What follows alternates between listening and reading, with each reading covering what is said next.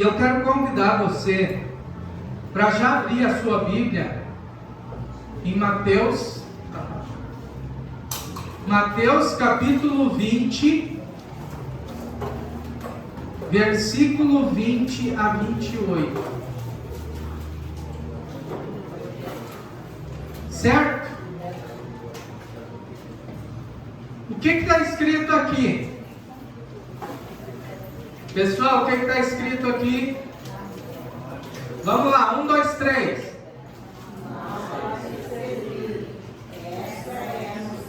De novo, bem forte. 1, 2, 3. Amar e servir, essa é a missão. A primeira pregação foi sobre amar. Que não é o amor natural que eu preciso ter. Eu tenho que buscar o amor que vem de Deus plantado em nós, que é o amor ágape. Esse é o amor para que eu possa servir. No nosso seminário de liderança, nós vamos entender que eu nunca vou atingir o amor ágape se primeiro eu não estabelecer o amor natural. Se eu não me amo, eu não consigo amar a Deus e nem amar ao próximo.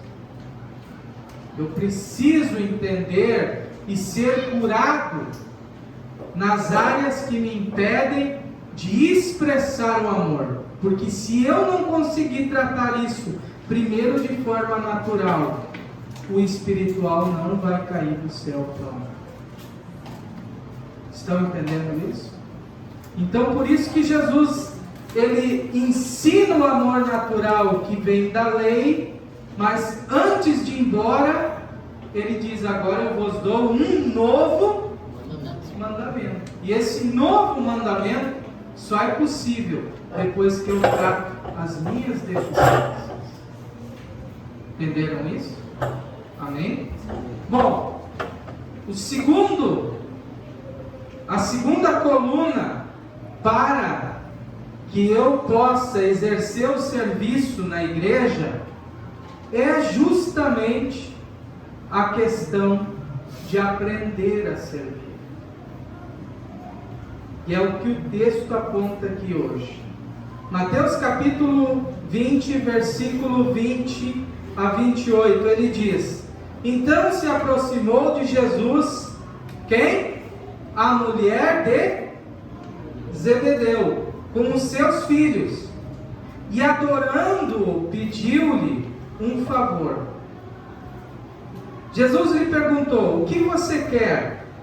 E ela respondeu: mande que no seu reino estes meus 2 filhos se assentem, um à sua direita e outro à sua esquerda. Quem eram os filhos dela?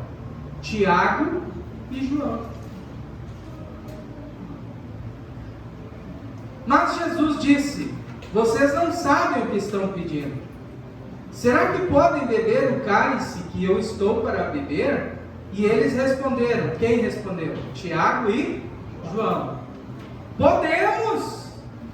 Claro que nós podemos. Então Jesus lhe disse: vocês beberão o meu cálice. Quanto a sentar à minha direita e à minha esquerda, não me compete concedê-lo, pois é para aqueles a quem está preparado por meu Pai. Quando os outros 10 discípulos ouviram isso, ficaram indignados com os 2 irmãos.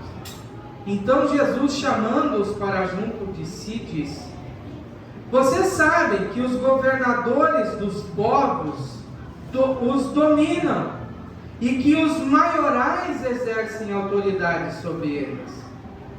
Mas entre vocês não será assim, pelo contrário. Quem quiser tornar-se grande entre vocês, que se coloque a serviço dos outros. Quem quer ser grande, o que ele precisa fazer? se colocar diante dos outros, a serviço dos outros. E quem quiser ser o primeiro entre vocês, que seja o quê? Servo de vocês. Tal como o Filho do Homem, que não veio para ser servido, mas para servir e dar a sua vida em resgate por muitos. Amém? Tem um fato interessante, porque quando a gente pesquisa os evangelhos, teologicamente falando, a gente diz que os 3 primeiros evangelhos são evangelhos sinóticos. Por quê? Porque eles são parecidos. Eles contam quase que a mesma coisa. Só que na harmonia dos evangelhos, alguns detalhes são omitidos por um e esclarecidos melhor por outros, E uma coisa interessante é que Marcos, ele omite o caso da mãe. Marcos diz assim, que foi Tiago e João que foram lá e pediram. Mas Mateus, ele coloca o detalhe da mãe, porque é interessante isso. O que mostra isso? Que os dois arquitetaram um plano, certo? E incluíram nesse plano a sua mãe. E há uma hipótese, a Bíblia não deixa claro, mas há uma hipótese que a mãe de Tiago e João, esposa do Zebedeu, era tia de Jesus, era irmã de Maria. Isso coloca Tiago e João como primos de Jesus, e a mãe deles como tia.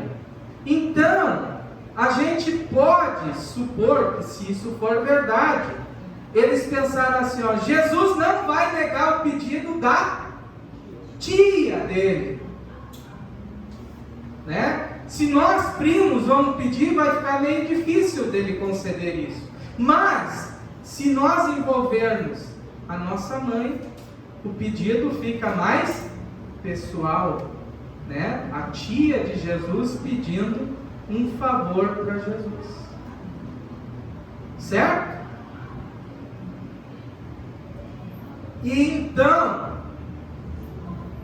ela formula esse pedido, que no reino de Jesus, porque eles criam que Jesus era o Messias, e segundo as profecias, eles entendiam que o Messias viria já para ser o rei dos judeus, estabelecer um reino de Israel novamente independente, fora do domínio romano.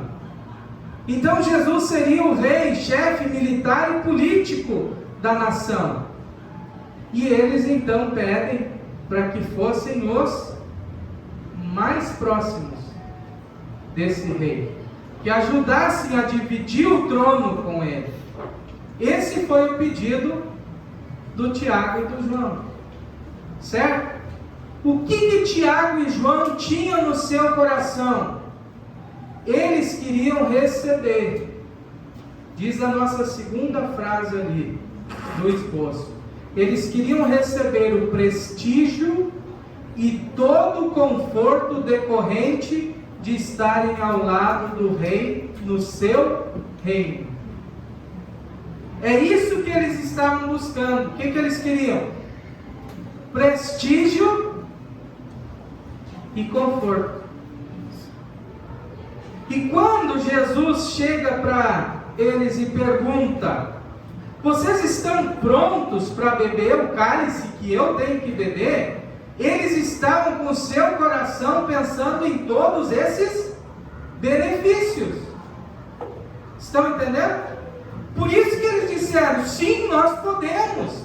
Porque eles estavam pensando em todo o prestígio que eles iriam ter estando ao lado do rei. Certo? Amém? Essa era a intenção do coração dos dois. Claro que quando os outros discípulos ouviram esse pedido, vocês acham que os outros 10 não queriam a mesma posição? O que vocês acham? Com certeza, né? E se Jesus dissesse sim, os outros 10 já não teriam essa posição. Então, isso levou eles a ficarem extremamente indignados. E aí Jesus, então, traz uma grande lição do seu reino. Qual que é a lição que Jesus trouxe acerca do seu reino? Servir para ser servido. Se eu quero ser participante do reino de Jesus, o que eu preciso fazer em primeiro lugar? Servir. Certo? O serviço é o que estabelece o reino de Cristo. E no momento em que eu sirvo nas minhas necessidades e nas minhas dificuldades, outros vão servir para que eu seja servido. Mas o serviço cristão tem que partir de mim, da minha pessoa. Então eu pergunto, no reino de Cristo, existe a opção de só ser servido?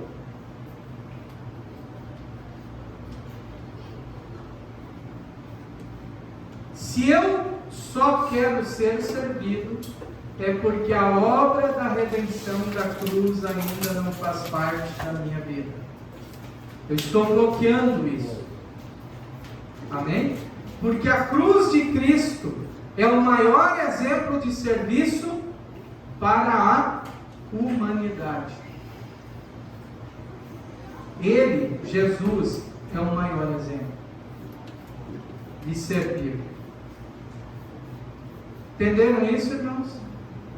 Então vamos aprofundar um pouquinho mais acerca dessa questão do serviço.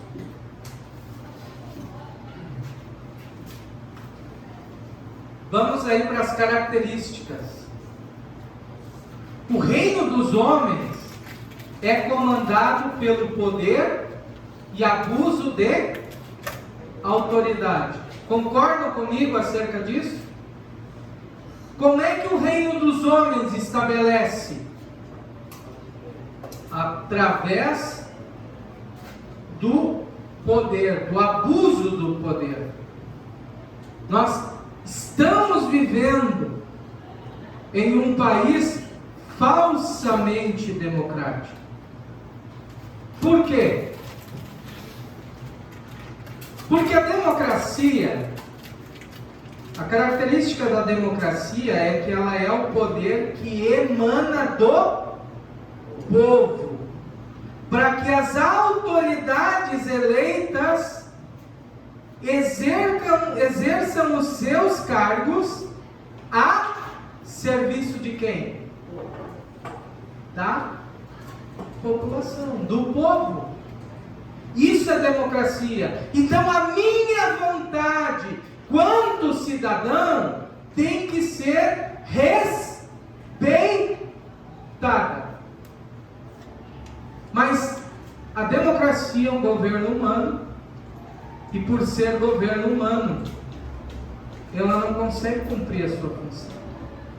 Então o que acontece?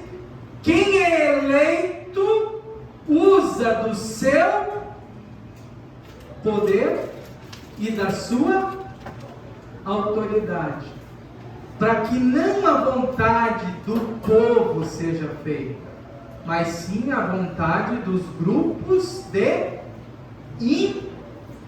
interesses. Não é isso que acontece em todos os países democráticos? acontece.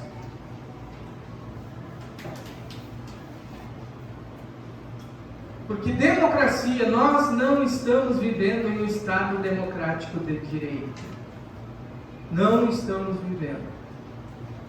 Estamos vivendo em uma queda de braço de poder e autoridade das autoridades constituídas. É isso que nós estamos vivendo. Mas a nossa vontade não é consultada. Certo? É assim hoje e era assim na época de Jesus. O Império Romano veio e dominou todo mundo e colocou ali autoridades para que através do abuso do poder dominassem naquela região. Certo? Assim funciona o governo dos homens. O reino dos homens funciona assim. E Tiago e João, influenciados pela cultura desse tipo de reino, eles pensaram entre si assim, toda a vida nós fomos prego. Chega de ser prego, está na hora de nós ser martelo. Vamos pedir para que o rei, que vai ser a marreta maior, nos coloque ao seu lado, para nós poder martelar também. Isso é que estava no coração deles. Compreenderam isso? Isso é que fazia parte. E aí Jesus então, ele diz assim: vocês estão errados. O meu reino não é igual ao reino dos homens. O meu reino será estabelecido por princípios diferentes. E aí ele traz a lição, né? Segunda frase das características: o reino de Cristo tem outros fundamentos. Primeiro fundamento: o mais poderoso é o que mais serve. Olha aí. Você quer ser poderoso no meu reino? Você vai ter que servir mais do que todos os outros. Essa é a primeira lição. Primeira regra do reino de Cristo. Você quer ter mais autoridade? Você quer fazer parte do meu primeiro escalão de governo? Você quer sentar à minha direita ou à minha esquerda? Então, sirva. Sirva as pessoas. Essa é a regra para o reino de Deus. Essa é a regra que Jesus deixou para a igreja. Se eu quero ser parte do reino, eu tenho que servir as pessoas. Amém? E eu só vou conseguir servir essas pessoas se eu amá-las.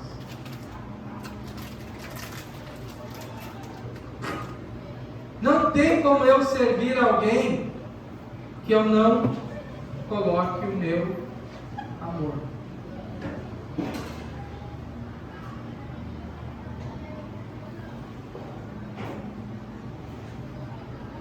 E aí ele finaliza o texto falando: tal como o Filho do Homem, que não veio para ser servido, mas para servir e dar a sua vida em resgate por muitos.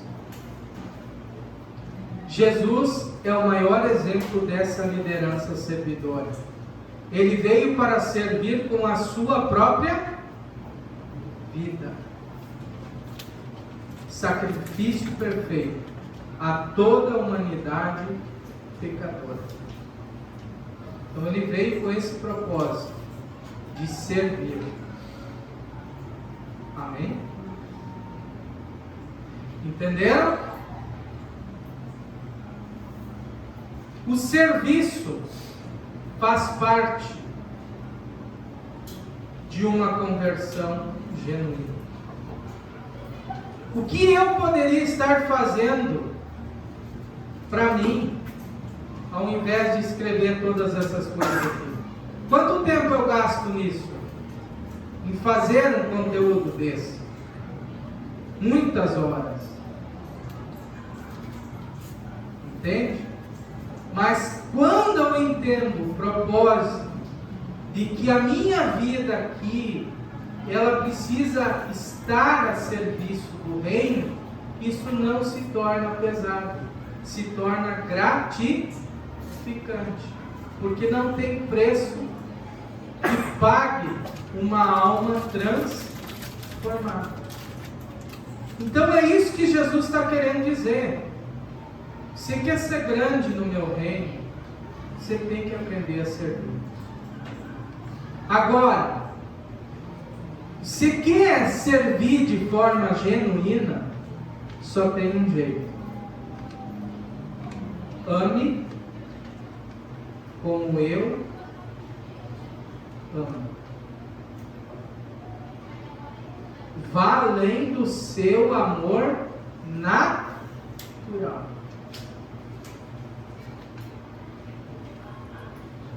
Por isso que o lema desse ano e o pilar do serviço só pode ser construído se eu aprender a amar e servir. Mas servir com este princípio que está escrito aqui, com essa lição que Jesus deu aqui. Amém? Como eu vou servir? Depois desse seminário aqui, eu vou dar nas semanas seguintes aquele nosso material que foi de 2019, que é esse ali, ó. Quem lembra? Jesus, ele nos deu uma missão, e essa missão tem que ser desenvolvida em cima dos nossos dons. Eu preciso conhecer quais dons Deus me deu para eu poder exercer um bom serviço. Então, depois de entender como eu sirvo, eu tenho que descobrir qual que é o meu dom para que eu melhor sirva. O meu dom é o de mestre. Começou com o dom de ensino, joia bruta, que eu lapidei ao longo da minha vida. E aí Deus pensou, agora está na hora de pegar e transformar ele num dom ministerial. Amém? Isso tudo a gente aprende nessa matéria, nesse material da missão. Amém? Então, para quem não fez esse seminário em 2019, ou quer refazer ele, vai abrir oportunidade agora esse ano. Amém? Então nós estamos pegando tudo aquilo que nós tínhamos e estamos trazendo novamente para o dia a dia da nossa igreja. Amém? Bom, o que eu tenho que levar embora para casa dessa mensagem de hoje? Tem 3 perguntinhas para mexer com a gente. Primeiro, qual é a real intenção de você exercer o serviço na igreja?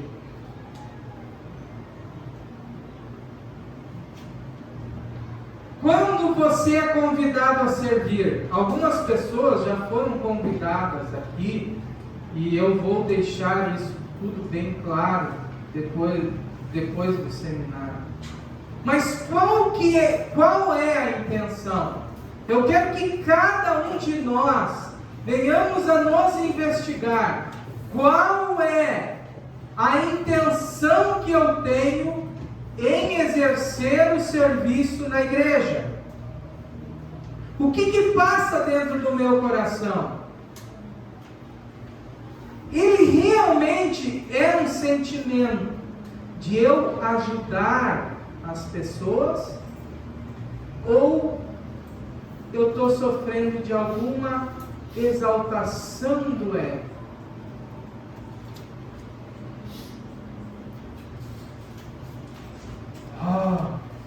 Eu vou servir as pessoas para todo mundo me chamar de pastor.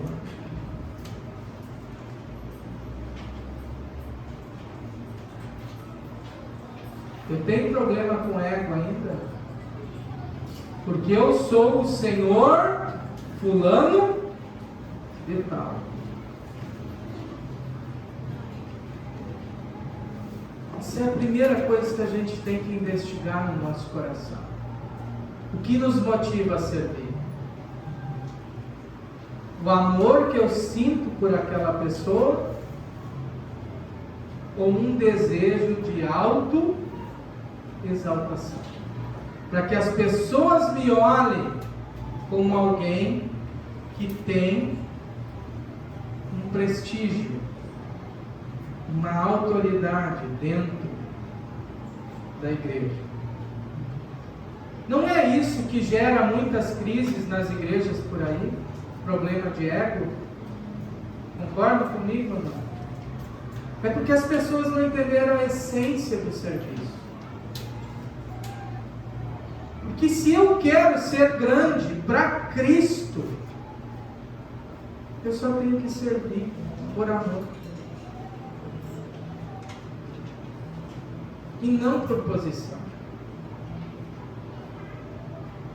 Vocês concordam comigo que as igrejas precisam entender isso aí melhor? Precisam, né? Segunda perguntinha para eu ir embora preocupado. Seu desejo sincero e verdadeiro é ajudar as pessoas a se tornarem melhores cristãos? Ou ter um círculo de influência sobre determinado grupo na igreja?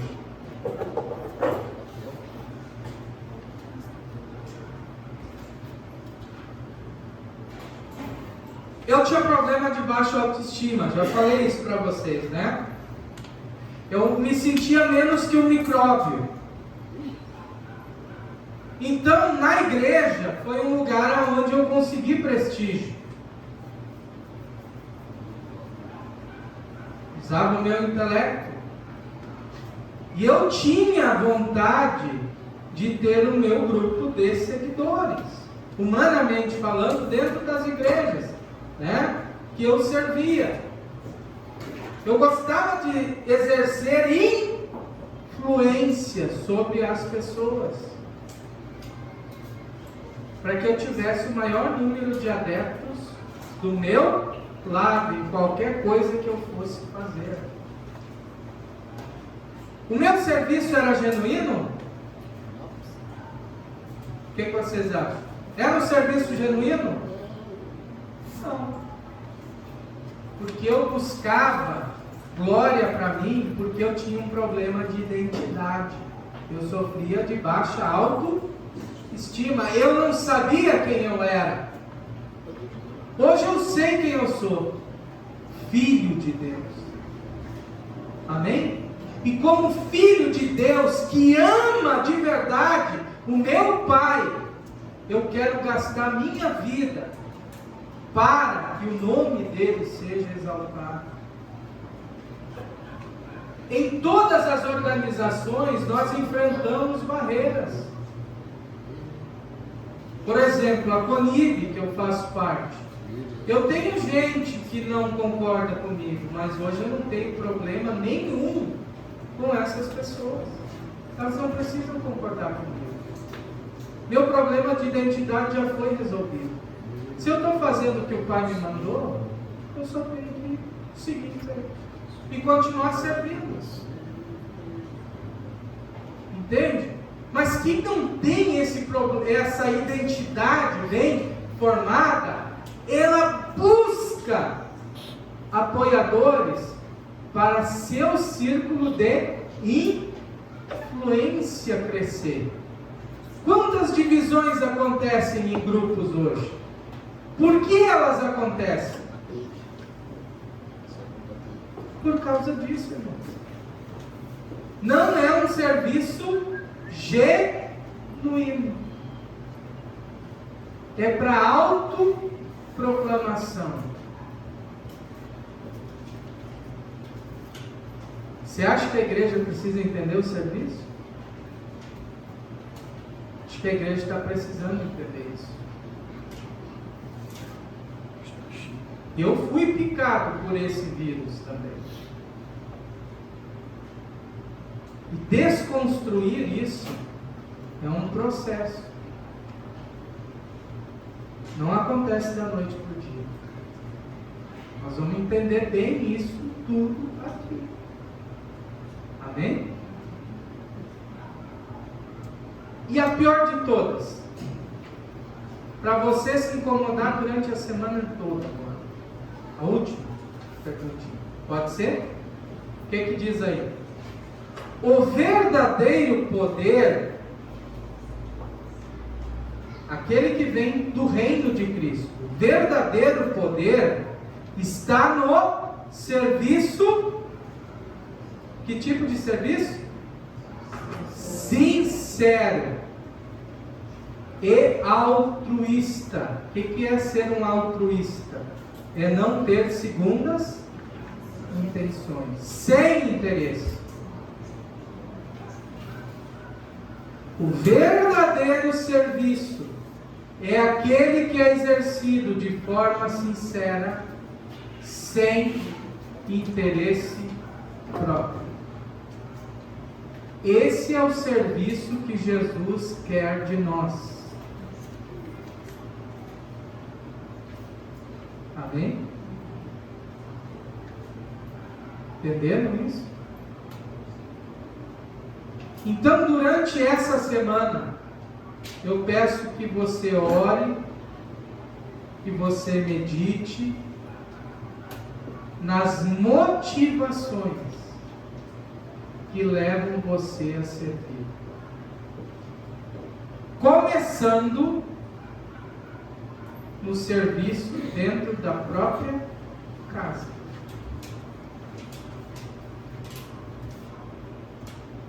O serviço dentro da própria casa, ele é sem interesse de forma altruísta? Ou você faz determinadas coisas para ter determinados privilégios? Porque todo serviço na igreja é um reflexo das nossas atitudes aonde? Em casa. O que eu sou em casa, eu vou ser na igreja.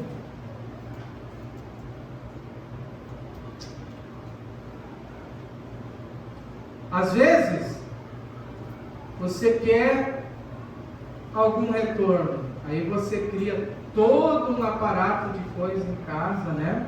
De repente faz uma janta, ou o homem vai fazer um serviço que não costuma fazer em casa, só para depois meter a faca. É serviço genuíno isso? É serviço genuíno? Não. Foi por interesse. E o reflexo do que a gente é em casa acontece na igreja. Então tem muita coisa para nós pensar e orar essa semana. Quem concorda comigo? Tem muita coisa assim para nós pensar sobre o serviço. E eu vou ter atingido o propósito de Cristo aqui hoje, se você vai sair mais preocupado daquilo que entrou. A igreja não é um lugar para você só receber a bênção de Deus. Ela é um lugar para você ser confrontado no seu caráter, porque você está caminhando para o céu. Amém? E o reino de Deus A gente aprendeu aqui. É com base no amor e no serviço. Vamos orar? Pai, nós te louvamos e te agradecemos por mais este momento que tivemos aqui. E pedimos que a tua graça, ela se estabeleça em nossa vida. Que tu, Espírito Santo, que és o agente ativo de toda a transformação em nosso ser, que tu continue trabalhando, para que nós aqui possamos erguer o trabalho, o serviço cristão em nossa igreja de forma autêntica e genuína. Espírito Santo, nos incomoda acerca de tudo que ouvimos nessa noite. Esta é a nossa oração no nome de Jesus. Amém? Corta o vídeo agora, porque nós vamos postar ele